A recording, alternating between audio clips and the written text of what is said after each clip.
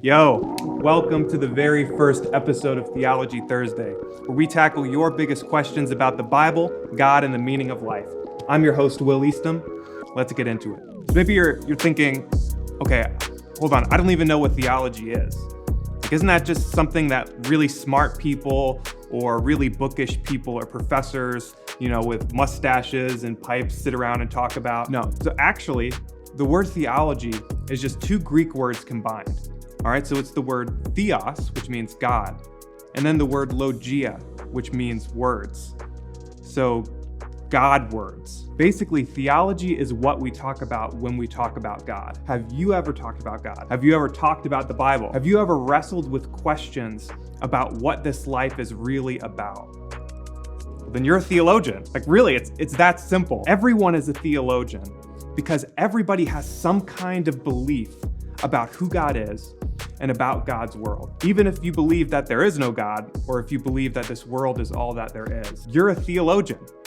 Those are specific beliefs about God and God's world. So everybody's a theologian, not just super smart people, not just super bookish people, not just super saved Christians. Theology is for people who aren't even Christians, because everyone is a theologian. The question then, for all of us, isn't just do you have beliefs about God or not? Because everybody has beliefs about God. The question is, are the beliefs that you have about God and about God's world true or not? Are they actually grounded in reality? So maybe you're thinking, okay, I hear you, but what difference does it actually make if I personally have certain beliefs about God or about God's world? How does that actually affect anybody else? And why would you care if maybe my beliefs are wrong or maybe they're right? What difference does it actually make? So that's a fair question. But I ask you to think about the fact that in every other area of our life, we would all admit that the beliefs that we have matter. Because the beliefs that we have about God, about ourselves, about God's world, they affect the way that we live in that world. They affect the decisions that we make and the way that those decisions impact other people. So think about this. If I personally believed that I had been invested with superpowers, right? So I believed I could fly, and I were to jump off of a building. Okay, that internal belief has now moved into the real world, and it's having a real effect, not just on me and on my body, but potentially on anybody else who's walking on the street below. So that internal belief has real consequences in this world. Either it aligns with reality, with the fact that we live in a world that has the force of gravity. So if I jump off of a building, I'm going to fall.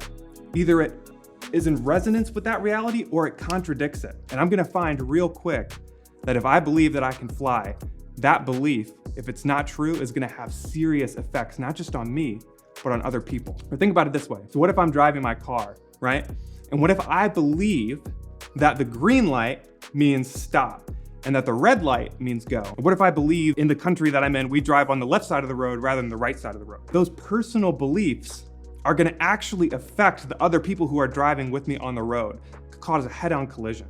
I'm not only putting myself in danger, but I'm also endangering all the people around me, because what we believe matters. It has a real effect on our world and on our lives, either to help or to hurt. So of course, as Christians, the Bible is our primary guide for what we believe, for how we interact with God, how we interact with each other, how we live our lives. But if you were to open up a history book, as many of us have done, we've seen that the way that people use the Bible throughout history hasn't always been the most responsible or the most helpful. People have used the Bible for all sorts of terrible things, to support slavery, to support sexism, to support racism, to support, in some ways, just downright meanness. Good theology is not intended to replace God's word by any means. Good theology, it's like the rules of the road that help us to navigate and to use God's word responsibly. So hear me out. I'm not saying that our individual experiences of God don't matter. I'm not saying that they don't count. I'm also not trying to say that you need like a master's or PhD level theological education before you can read God's word. That's not what I'm trying to say at all. The thing is that our own thoughts and experiences of God, as real and as important as they are, ultimately, they're limited. They're narrow to a certain extent. They're limited to us. Imagine that I'm standing on the shore of a beach and I'm looking out at the vast ocean. Standing from where I am with my own eyes, I can see a lot But I'm not seeing the whole picture. And ultimately, if I want to travel across the other side of that ocean, if I want to leave the shore and venture out into the depths, I'm going to need more than my own perspective from that shore. I'm going to need a map.